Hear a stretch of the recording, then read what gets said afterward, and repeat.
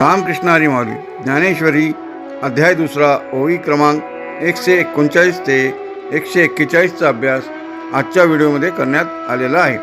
तरी सर्वांनी शांत चित्ताने ऐकावे ही नम्र विनंती. जैसे स्वप्ना माझी देखिजे ते स्वप्नीची साच आपजे, मगचे उनिया पाहिजे तर काही नाही.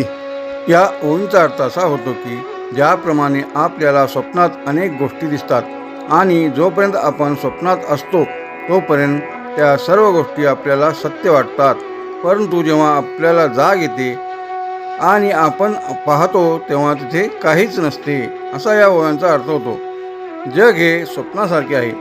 जोपर्यंत अज्ञानाची झोप आहे तोपर्यंत ते खरे वाटते, पण आत्मज्ञान झाल्यावर त्याचे अस्तित्व उरतच नाही. तैसी हे जान माया तू भ्रमत आहासी वाया, शस्त्रे हानीतलिया छाया जैसी अंगी नरूपे. या ओळीमध्ये भगवान श्रीकृष्ण अर्जुनाला म्हणतात की हे अर्जुना, ही मायासुद्धा तशीच आहे. तू विनाकारण संभ्रमात पडला आहेस. एखाद्या माणसाच्या सावलीवर जर शस्त्राने वार केला तर त्या शस्त्राची जखम जशी मूळ शरीराला होत नाही तशीच ही माया आत्म्याला स्पर्श करू शकत नाही.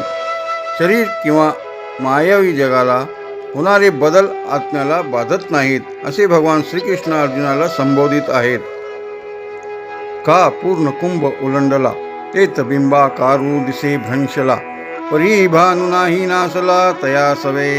या ओळींचा अर्थ पुढील प्रमाणे आहे. समजा पाण्याने पूर्ण भरलेला कुंभ उपडा झाला किंवा फुटला तर त्यातील पाण्याचे प्रतिबिंब विस्कळीत होते किंवा नाहीसे होते, परंतु त्या प्रतिबिंबाचा मूळ स्रोत असलेला सूर्य मात्र त्यासोबत नष्ट होत नाही. तो आकाशात जशाच्या तसाच असतो. देहाचा नाश झाला तरी त्यातील चैतन्य किंवा परमात्मा अविनाशी आहे. थोडक्यात सांगायचे तर या ओव्यामधून मिथ्या जग आणि सत्य आत्मा हा सिद्धांत मांडलेला आहे. ज्ञानेश्वर माऊली ज्ञानराज माऊली तुकाराम, ज्ञानेश्वर माऊली ज्ञानराज माऊली तुकाराम तुकाराम तुकाराम. बोला पुंडलिक वरदे हर विठ्ठल. श्री गुरु ज्ञानदेव तुकाराम. पंढरीनाथ भगवान की जय. माऊली ज्ञानेश्वर महाराज की जय. माऊली, आपल्याला हा व्हिडिओ आवडला असेल तर कृपया लाईक, शेअर व सबस्क्राईब करावे ही नम्र विनंती.